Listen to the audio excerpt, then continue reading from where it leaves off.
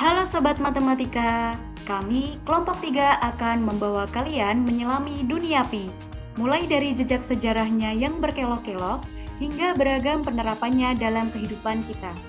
Sebelum itu, kenalan dulu yuk sama kelompok 3.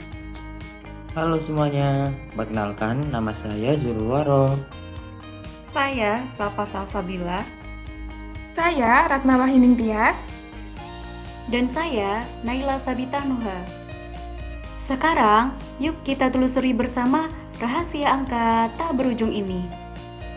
Video ini akan mengajak kalian menelusuri jejak ilmuwan penemu materi Pi, mengulas sejarah awal kemunculannya, menyelami perkembangan Pi dari masa ke masa, mengeksplorasi keunikan dan keistimewaannya, serta penerapannya dalam kehidupan, ilmu pengetahuan, teknologi, dan pembelajaran di sekolah maupun perguruan tinggi. Melalui video ini, kami ingin memperkenalkan Pi, yaitu sebuah bilangan istimewa yang tak hanya penting dalam dunia matematika, tetapi juga memiliki peran besar dalam kehidupan sehari-hari. Yuk kita kenali lebih dalam makna dan manfaat dari Pi. Bilangan ini mungkin terlihat sederhana, yaitu hanya satu huruf Yunani, Pi. Tapi di balik simbol kecil itu tersimpan cerita panjang yang membentang dari peradaban kuno hingga masa kini. Misterinya belum habis terpecahkan, dan perannya begitu besar dalam matematika, ilmu pengetahuan, hingga teknologi modern. Apa sebenarnya bilangan Pi itu? Mengapa bilangan ini begitu penting dalam kehidupan sehari-hari dan dunia ilmu pengetahuan? Mari kita telusuri bersama, mengungkap misteri dari bilangan yang tak pernah benar-benar berakhir.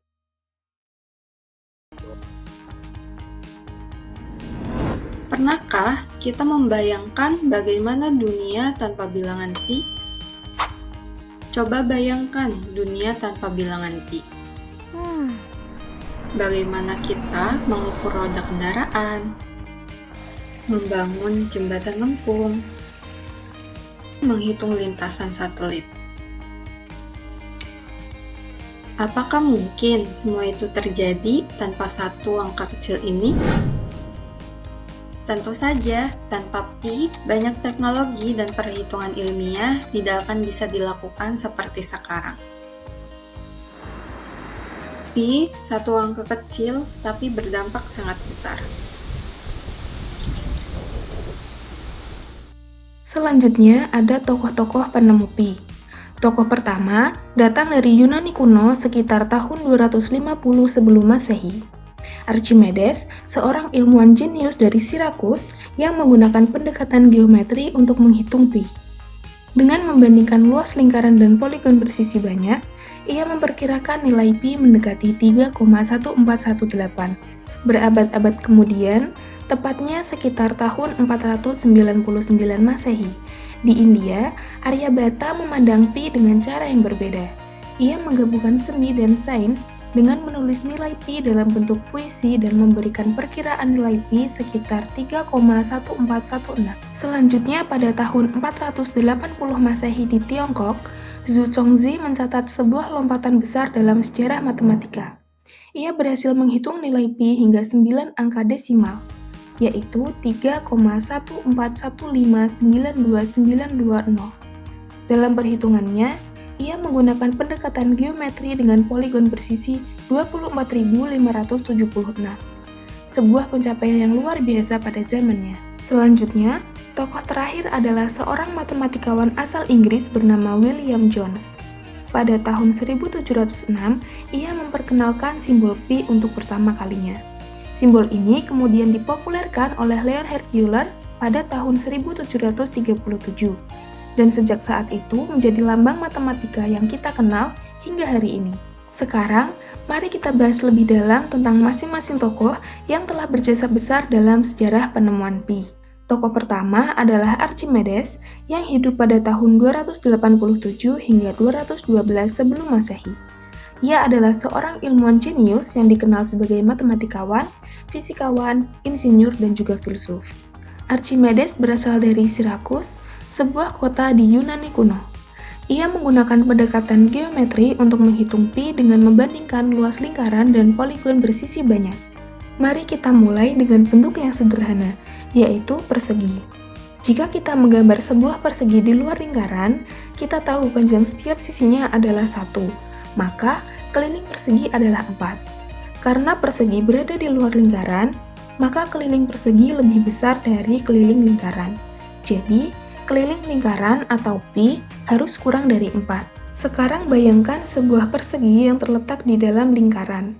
Jika kita membagi persegi ini menjadi segitiga-segitiga sama sisi dengan sisi sepanjang 0,5, maka menggunakan teorema Pythagoras, panjang sisi persegi bagian dalam ini adalah akar 0,5 atau sekitar 0,707. Maka, keliling persegi di dalam adalah 4 kali 0,707 atau sekitar 2,828. Dengan demikian, kita sudah memiliki batas bawah dan batas atas untuk nilai pi, yaitu pi lebih dari 2,828 dan pi kurang dari 4. Ini belum perkiraan yang sangat akurat, tapi kita bisa melakukannya lebih baik lagi jika kita menggunakan bentuk dengan jumlah sisi lebih banyak daripada persegi. Misalnya dengan menggunakan segi 6 untuk menghitung batasan pi. Setelah melakukan perhitungan, Archimedes mendapatkan hasil bahwa keliling lingkaran berada antara 3,0000 dan 3,4641. Meskipun kita belum mengetahui nilai pi yang tepat, kita sudah dapat mempersempit batasannya di antara dua angka ini. Archimedes terus meningkatkan jumlah sisi poligon yang digunakan, dari 6 sisi ke 12 sisi, 12 ke 24 sisi, 24 ke 48 sisi, dan akhirnya pada 96 sisi. Ia berhenti pada 96 sisi karena perkiraannya sudah sangat dekat dengan nilai sebenarnya. Hasil akhirnya adalah pi lebih dari 3,1408 dan pi kurang dari 3,1429. Sebuah perkiraan yang sangat akurat pada zamannya.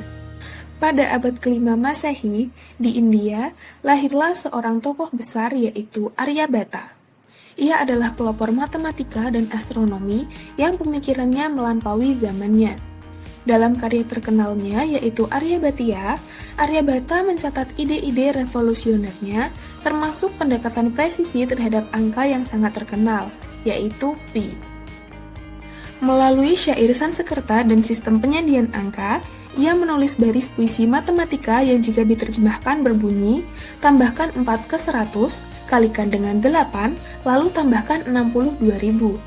Jika kita hitung, hasilnya adalah 62.832. Selanjutnya, hasil tersebut dibagi dengan 20.000, dan didapatkan hasil 3,1416. Sebuah pendekatan pi yang sangat akurat bahkan tanpa kalkulator. Namun, pi bukan hanya tentang lingkaran di atas kertas. Sebagai astronom, Aryabhata juga menggunakan konsep pi dalam hal yang jauh lebih besar, yaitu menghitung pergerakan bumi mengelilingi matahari.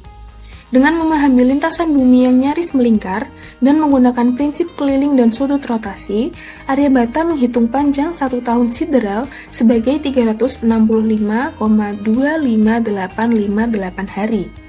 Jika dibandingkan dengan nilai modern, yaitu 365,25636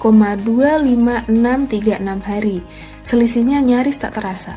Pada abad ke-5, semasa dinasti Utara Selatan, lahirlah ilmuwan Tiongkok bernama Zhu Zongzi. Lahir dalam keluarga cendekia, ia sejak dini tertarik pada hitungan geometri. Pada masanya, masih banyak yang meyakini bahwa keliling lingkaran hanya 3 kali diameternya. Zhu Zongzi menolak menerima taksiran kuno bahwa keliling lingkaran hanya 3 kali diameternya. Ia memilih pendekatan ilmiah menggunakan poligon beraturan yang terus diperbanyak sisi di dalam lingkaran. Dengan ketelitian luar biasa, Zhu Zongzi membagi lingkaran menjadi 12.288 sisi dan menghitung menggunakan batang hitung tradisional yang merupakan alat hitung khas Tiongkok kuno. Hasilnya didapatkan pi lebih dari 3,141596 dan pi kurang dari 3,141597. Hasil ini jauh melampaui ilmuwan lain pada zamannya.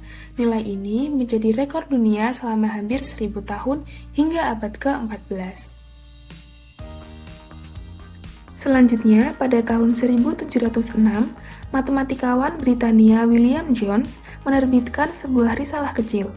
Di dalamnya, ia memilih huruf Yunani, yaitu pi, yang merupakan inisial perimetros dan memiliki arti keliling.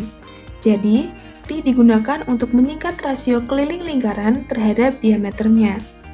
Pemakaian simbol ini praktis, namun pada awalnya hanya dikenal di lingkaran kecil ilmuwan London saja. Beberapa tahun kemudian, simbol pi memperoleh pendukung berpengaruh, yaitu Leonhard Euler. Mulai dari makalahnya pada tahun 1737, Euler mempopulerkan pi secara konsisten di seluruh karya analisisnya. Berkat reputasi dan produktivitasnya, lambang itu menyebar cepat ke seluruh Eropa, melintasi Prancis, Jerman, hingga Rusia, dan menjadi bahasa bersama para matematikawan. Sejak saat itu, satu karakter sederhana pi menjadi notasi baku global, menjembatani geometri, kalkulus, hingga fisika. Sobat matematika, pernahkah kalian bertanya-tanya, apa sebenarnya hubungan antara lingkaran dan angka? Kenapa sih satu rasio kecil bernama pi, atau yang sering kita eja dengan pi, terus muncul dalam kehidupan kita sehari-hari? Ternyata, pi bukanlah angka biasa loh. Pi merupakan jembatan ajaib antara bentuk dan juga bilangan, yang sudah membuat para ilmuwan takjub sejak ribuan tahun yang lalu. Ribuan tahun yang lalu, sebelum kalkulus ditemukan, peradaban kuno seperti Babilonia, Mesir, Yunani, dan India sudah menggunakan nilai pendekatan pi dalam kegiatan sehari-hari mereka. Di zaman Babilonia, sebuah lempeng liat memuat pernyataan mengenai geometri yang mengasumsikan sebagai 25/8 atau sekitar 3,125. Kemudian, di zaman Mesir, papirus Rin yang berasal dari tahun 1650 sebelum Masehi memiliki rumus luas lingkaran yang mengasumsikan nilai sebagai 16/9 dikali 2 atau sekitar 3,1605. Meskipun pada saat itu mereka belum memahami matematika secara formal, mereka berhasil mendekati nilai pi melalui pengamatan dan juga pengalaman. Dengan nilainya yang belum akurat, mereka telah menggunakannya untuk membangun monumen dan juga menghitung tanah. Jadi, pi saat itu bukanlah hanya angka, tetapi juga memiliki makna simbolik. Telah menempuh perjalanan panjang dalam sejarah manusia. Sejak ribuan tahun yang lalu, berbagai peradaban besar seperti Mesir kuno, Babilonia, hingga Yunani telah berusaha mengkaji dan memahaminya. Perjalanan itu terus berlanjut hingga kini, seiring berkembangnya ilmu pengetahuan. Pada zaman Babilonia, sekitar tahun 1900 hingga 1600 sebelum Masehi, nilai pi diperkirakan sekitar 3,125. Perhitungan ini ditemukan di atas lempengan tanah liat bertuliskan simbol cuneiform. Selanjutnya, pada zaman Mesir kuno mencatat nilai pi dalam naskah Rin Papyrus dengan pendekatan geometri yang menghasilkan estimasi angka sekitar 3,16049. Di Yunani kuno, Archimedes menjadi tokoh sentral.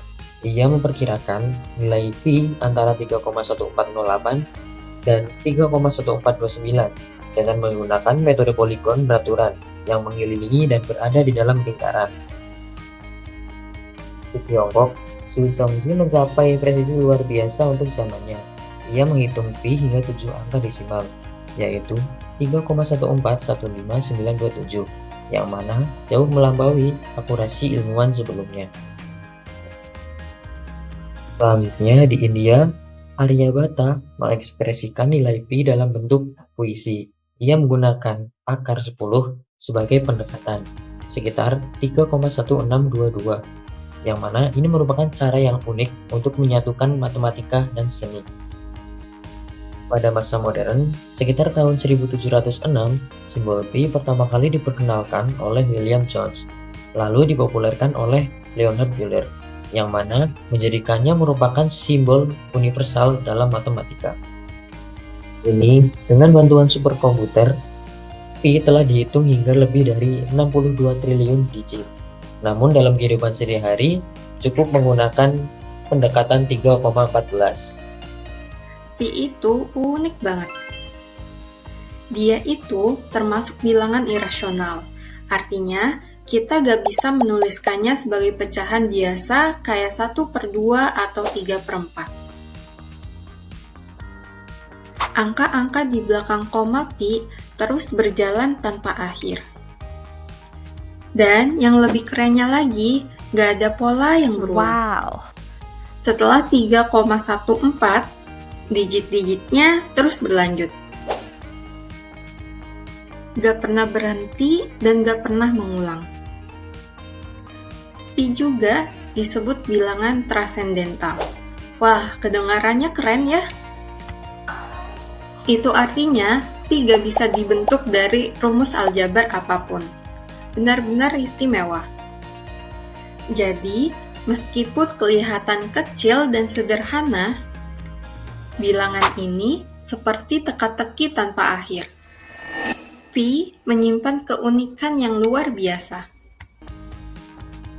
Pi hadir di berbagai bidang dalam kehidupan sehari-hari, dari teknik mesin, dunia medis, hingga dunia digital banyak memanfaatkan pi.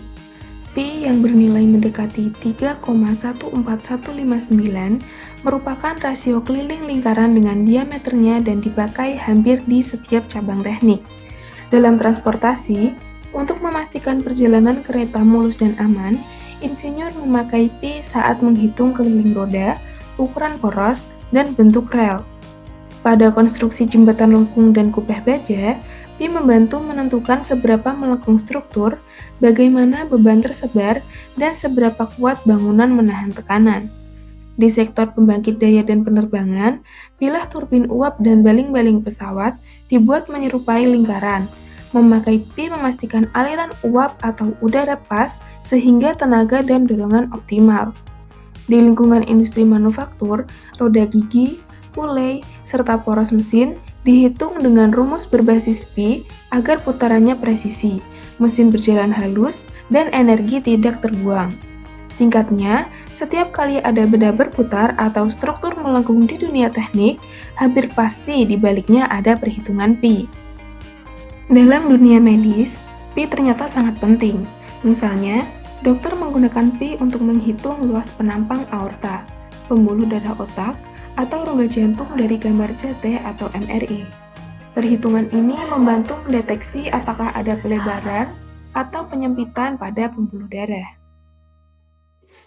Selain itu, alat-alat seperti infus, pompa insulin, dan mesin dialisis juga memakai rumus yang melibatkan pi karena tabung dan selangnya berbentuk silinder. Dengan pi, volume cairan yang mengalir ke tubuh pasien bisa diukur dengan sangat akurat. Pada teknologi pencitraan medis seperti CT scan dan MRI, pi juga berperan penting. Mereka membuat ratusan irisan melingkar tubuh dan algoritma yang menggunakan pi membantu mengubah data mentah menjadi gambar penampang tubuh yang jelas dan detail. Tak kalah penting, dalam radioterapi dan operasi presisi, pi digunakan untuk menghitung lintasan melingkar sinar atau pisau bedah. Ini memastikan sudut serangan tepat sehingga tumor bisa ditargetkan tanpa merusak jaringan sehat di sekitarnya. Singkatnya, di balik setiap gambar medis yang jelas, aliran cairan yang tepat, dan operasi yang akurat, ada perhitungan pi yang menjaga keselamatan dan meningkatkan kualitas perawatan pasien. Di dunia digital, pi ternyata menjadi kunci penting yang sering kita lewatkan. Saat kamu mendengarkan musik lewat headphone atau menonton video favorit, ada banyak proses matematis di balik layar yang melibatkan pi. Misalnya, dalam analisis gelombang suara dan sinyal, pi membantu mengubah data mentah menjadi suara yang jernih dan gambar yang tajam. Ini memungkinkan perangkat seperti smartphone dan komputer mengolah suara dan gambar dengan presisi tinggi.